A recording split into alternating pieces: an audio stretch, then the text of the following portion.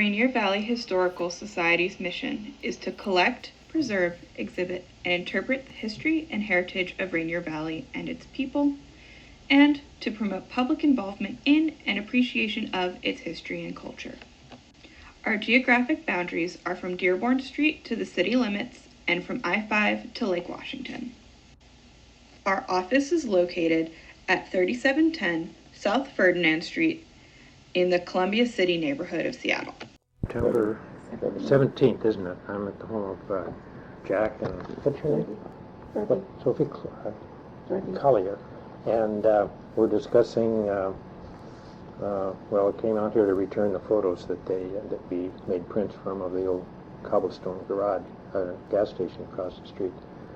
And so we're going to get some background information on that. Okay? Well, we better stay right with the better. station first.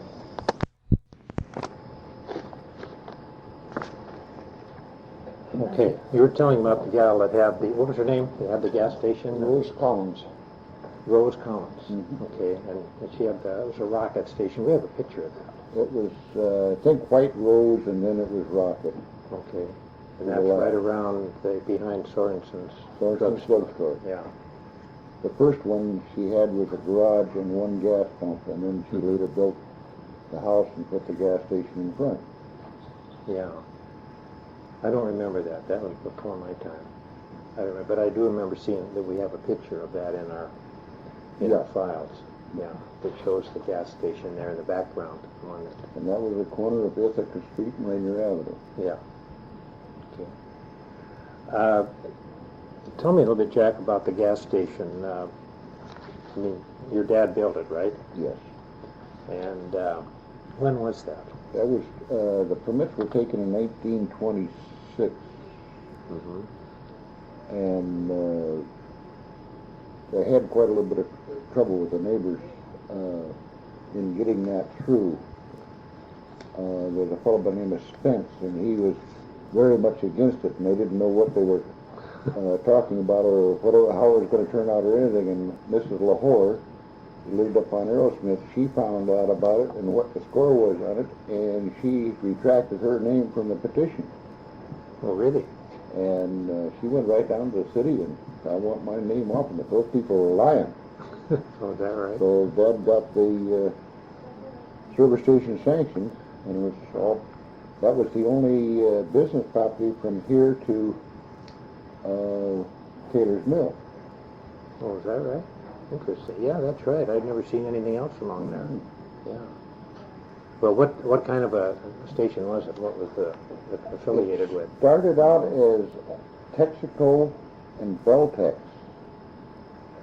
and then it was changed to Gilmore, and that was Gilmore for several years, and then it went to Clipper Gas Company, and from then on it went to Richfield again. Richfield was one of the original ones in there too. Yeah. It changed. Of course, I guess that's the story of the gas station. They changed a lot over the years.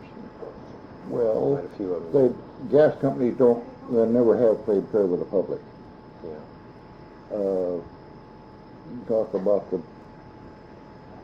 how honest they are, but if you read one of their contracts over, it takes a Philadelphia lawyer to decipher the thing, and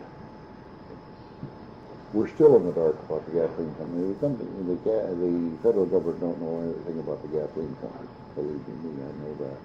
Yeah. Well, your dad then bought this property across the street on the lake at that time, or? No, he didn't buy the property on the lake until after 1936, 37, 38, and summers along there he started out buying, because they didn't want anybody in front of them. Oh, I see, yeah. And Well, when did it close as a business then? 1962. 1962. That wasn't that long ago, really, was it?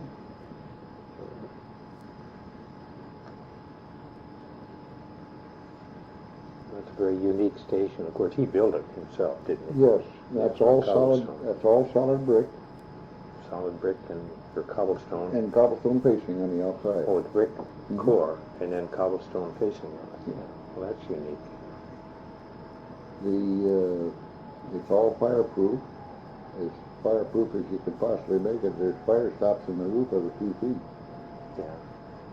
I used to do repair work there too then, in the garage. Tires and light repair. Light repair work, yeah. Generator or fuel, a water pump or a fuel pump, and that's about the limit that he ever had a chance to do. Because he was a brick mason, he was gone working 8 hours a day, and so we could maybe do it on a weekend or so or something like that. Yeah. I'm sure that I remember that. My Tire changing them days was 50 cents. Is that right? Yeah. Well, you lived. Did he live on Edmund Street up, what, 42nd or close to 42nd? Who was that now? That was Bill Collier. That was Bill. Okay. Basil was his right name. Okay. And what was his? What relation was that? Was that his? He was an uncle. That was an uncle. My dad's brother. Yeah, I never did get that straight because, of course, we lived right across the street from there at the top of the hill on Edmonds, and I knew there was a Collier, and I never did get that straightened out. Who was who? I don't know. Yeah, they're all dead He now. was there. Yeah. I think in one of them, I don't know which one, but my granddad said that he built the fireplace up at their cabin on Camino. I don't know which That one would be Bill. That would be Bill. Yeah. Okay. Yeah. My dad did some fireplace work. If he wasn't working on a regular big job with him, he'd do a fireplace every once in a while. It's just like with my brother and I, we worked in fireplaces over there coming out of years, and I finally got sick and tired of them, and I quit. My wife's dad was a bricklayer. He built fireplaces for us in our house. He's from Denmark, learned his trade over there, and he was a good bricklayer. What was your name? Anderson. My wife's name was Anderson, S-E-N, before I married her. He just changed the last S-E-N to S-O-N. Yeah. Anything else about the area that you wanted to mention? Or Well, about, people, of course, that's all in the picture. They can see that where the old Yeah. Y used to be. Yeah. And there was another turnaround at Taylor's Mill, because I think they haul lumber out of Taylor's Mill. Mm-hmm. I was about 4 years old when they closed Taylor's Mill down. Oh, is that right? I can remember the steam coming out of it, and that's about all. Yeah. I remember the building there, but it was closed pretty much when I Oh, yeah. was a kid. But John Metcalf, he was the watchman there for years, and his mother had a store there. But on their property and a restaurant.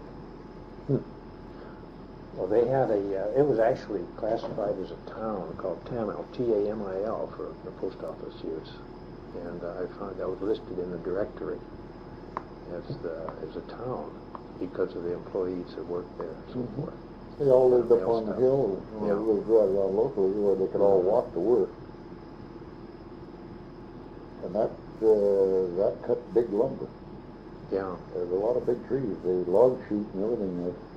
I'm sorry to this day that I never got the pictures that Mrs.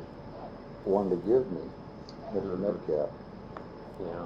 because all the mill and the employees and whatnot, and the store buildings down there, and that is all lost, I'm sure. We have some picture. We have one picture of all the employees and a picture of the mill taken from the newspaper.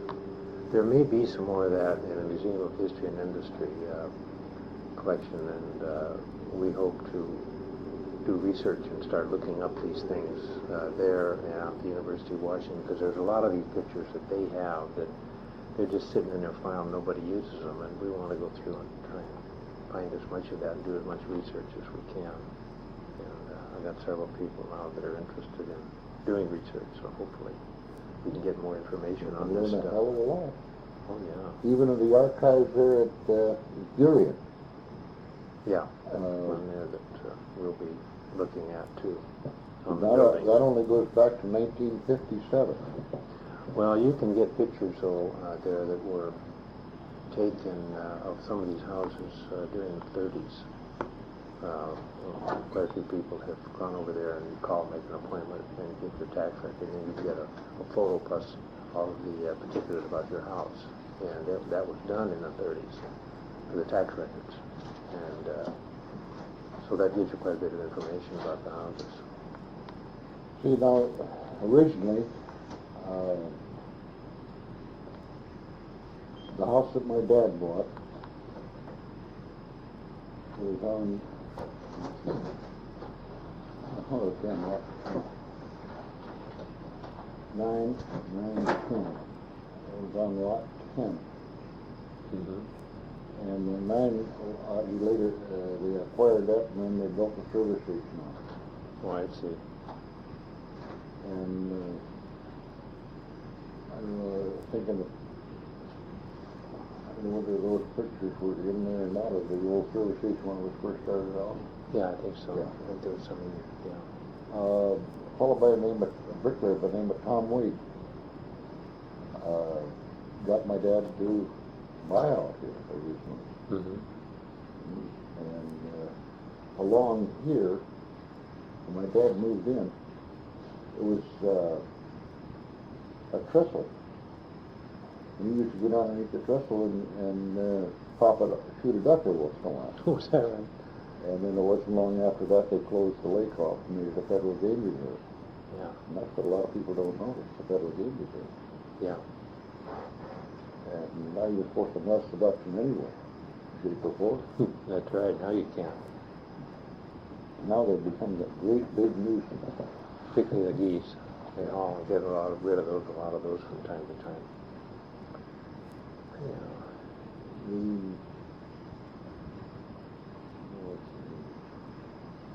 The old house was tore down in 1936. Now, where was that house now? That was just where the garage was. Right next to the Right station next to the there. garage. And that's the house that he built. He built No, that that's the one he bought. one. We bought that one. Bought in 1909, I think it was.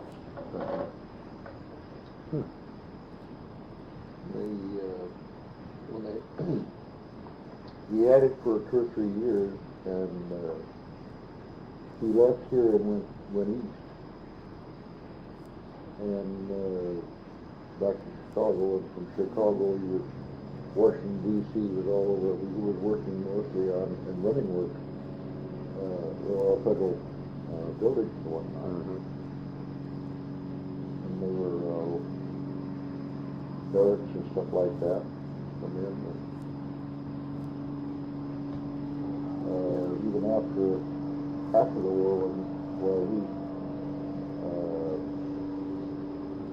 were traveling around, when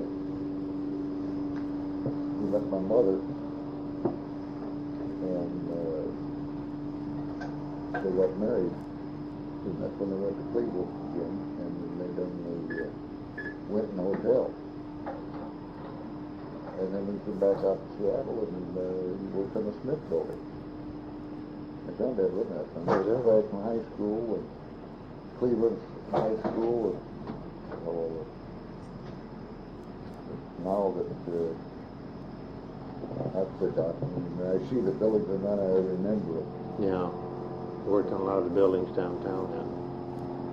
Grandfather had a dairy right up here on Beacon Hill. Just, you know where that store is there? Where, what cross? You go up Cloverdale, Yeah, okay. right, then you make a right-hand turn and go up about 4 blocks, and there's a grocery store there. Yeah. Right in behind that was the farmhouse, the little farmhouse. Was that right?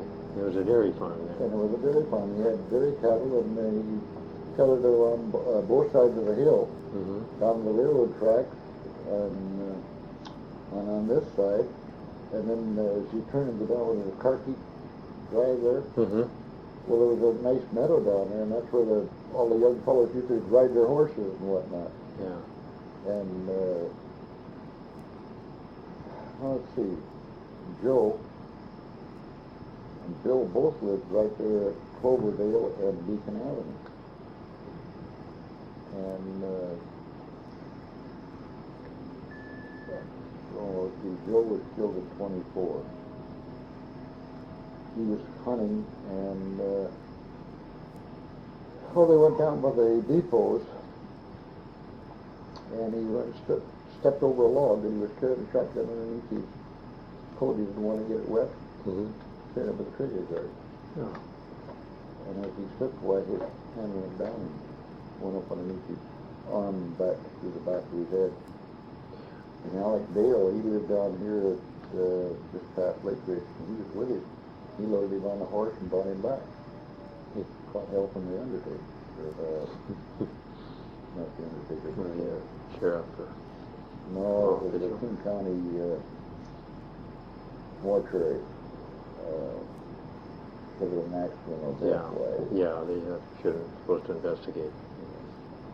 Never moved, man. Well, he was still alive when I removed him. I thought he got out of it all right. Yeah. He's trying to be the best he could be. Yeah, a lot of things have happened in the valley here over the years. It's an interesting history. Well, supposedly, Harry Tracy was a notorious outlaw.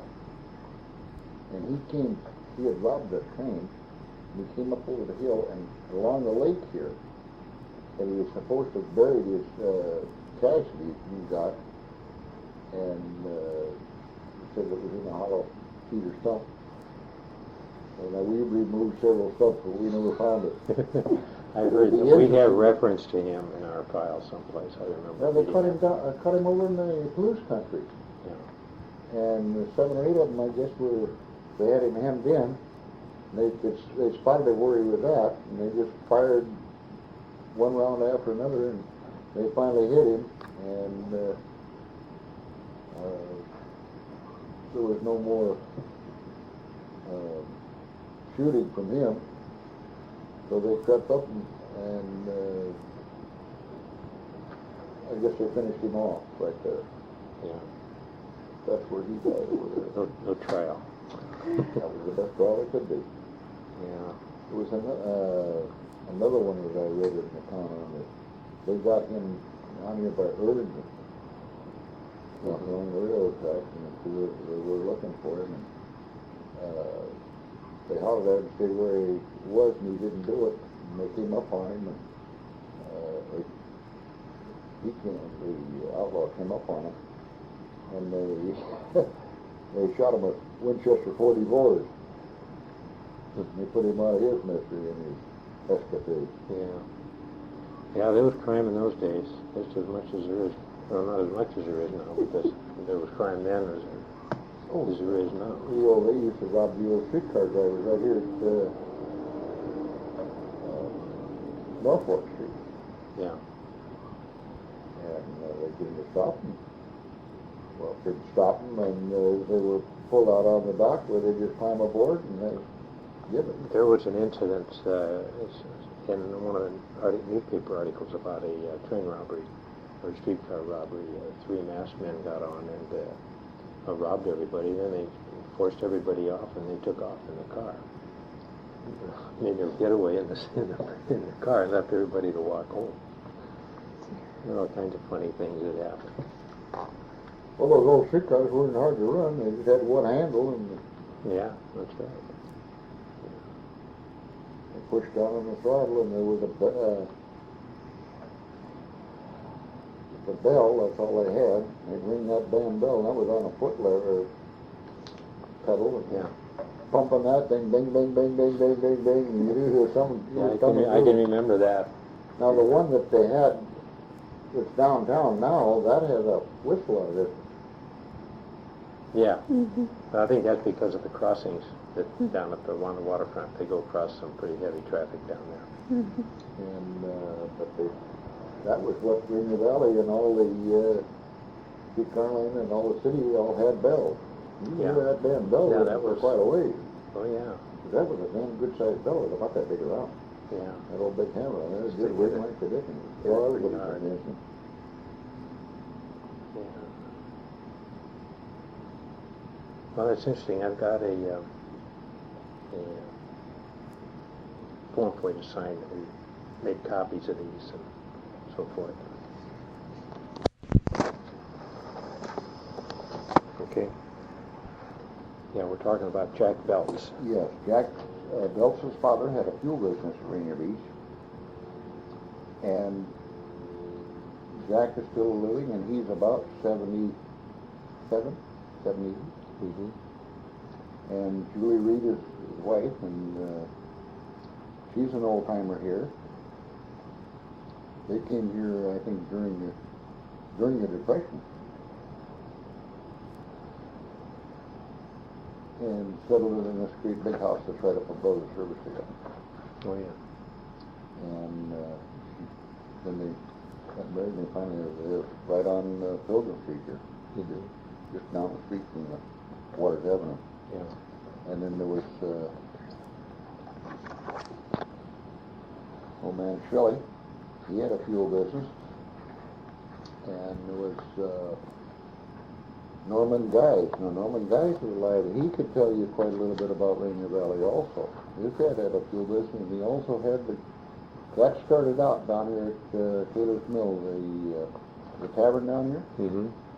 That was his dad's grocery store, and his dad built that building. Was that right? Yeah, what was his name now? Norman Guys.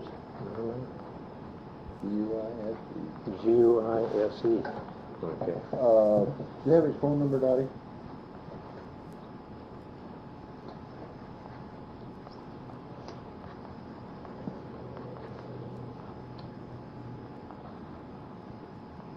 And his dad was coming down Rainier Avenue in the truck, and it's in that picture, that international truck. Was that right? And I recognized that truck right off the bat when I first seen that picture. But Norman, you know, he grew right up here, and I think Norman's got to be in his 80s. He's very sharp. He's got a very good memory. Norman Guys, yeah. Okay, he'd be a good contact to talk about Taylorville and stuff like that. Yes, he could tell you a heck of a lot, probably more than I could. You mentioned earlier in the conversation about the store at Taylor Mill. Was that the same grocery store? Yes, Was that a different I one? thought that building, I was told that that building was moved up, but Norman put me straight on that. He said, no, his dad had that building built. That was the grocery store at That was Taylor a Mill, grocery then. store, and then later it was a gas station and grocery store, Shell Gas. Oh, Shell. Okay. And Somebody told me at one time that there was a lot of gold in that bank behind Taylor Mill up in there. You ever heard that?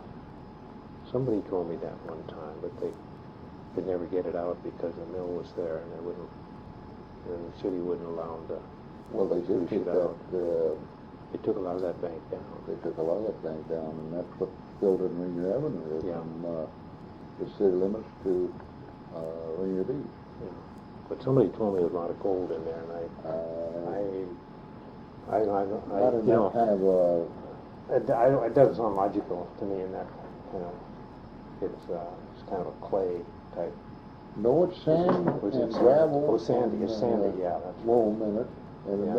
it was very good, that soil would compact very good, very Fill good. material, and that's what they used to fill, That's what they used to fill. to lay the tracks down, the streetcar. Well, Well, no, where did, oh, go ahead. that was in 36 when they widened the road. Oh, when they widened the road, yeah, But okay. originally, they had filled in the trestles and whatnot that were along here where it went back in, and they kept us in a straight line, so they Yeah. built trestles. Well, then they later filled that in. And all the cobblestone that Pioneer Sand and Gravel couldn't get rid of at that time. There was no crushers or anything. Mm-hmm. So they just dumped those cobblestone and got rid of them. So that's what they filled that in, and then they put cobblestone to retain the dirt from being eroded away by the water. Yeah. Okay. And those houseboats,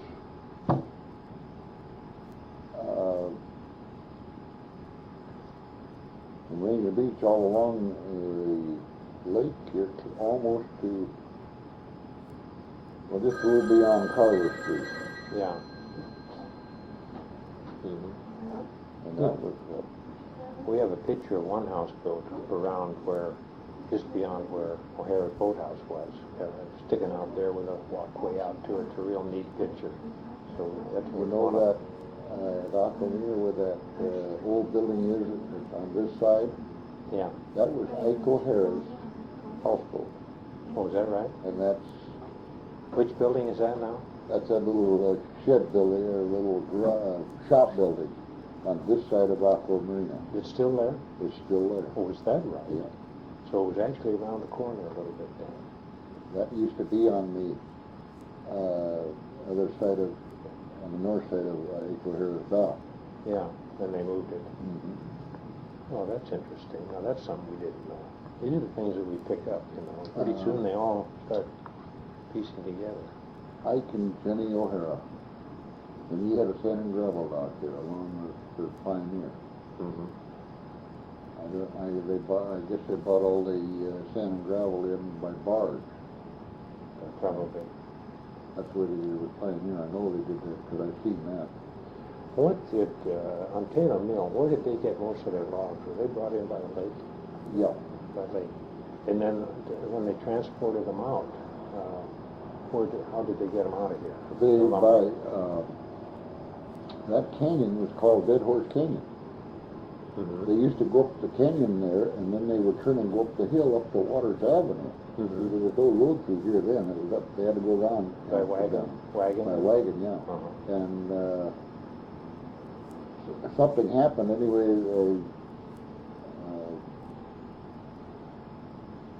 They were pulling a load of lumber up there, and the horse stumbled or something. Anyway, they got away with them and drug the horses and everything back down, and that's how it happened to be called Dead Horse Canyon. Oh, is that right? They lost they killed the horses. Yeah. Uh-huh. I was wondering about that, how they got the lumber out. And then They would deliver it to on, like, house sites then? or downtown Seattle, I suppose. Downtown Seattle, yeah. And then when the streetcar came in here, that ended someplace. Well, it came out to Columbia City, 1890, then to Rainier Beach, 1891, I believe, and then on out to Renton within about a year. But they came out to Rainier Beach and then on out to Renton almost the same time. It just came right on through. I think the street was proposed then. Yeah, but when the streetcar was here before the road was. Yeah.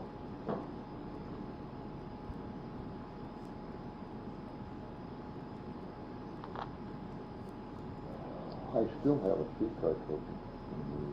Yeah, we've got some of those, some old transfers and some old 4-cent tickets and stuff like that. 8 to 3 cents. Third, 8 to 3. 3 for a quarter. yeah.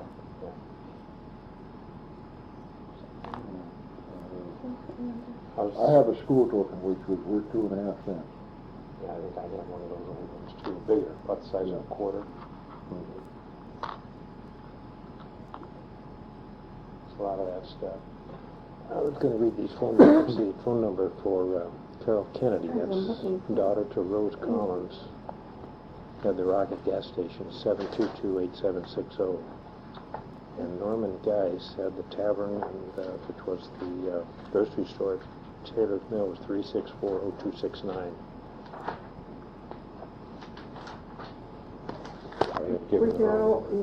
See, the phone for Jack Belt says 722-8760. That isn't Carol Kennedy.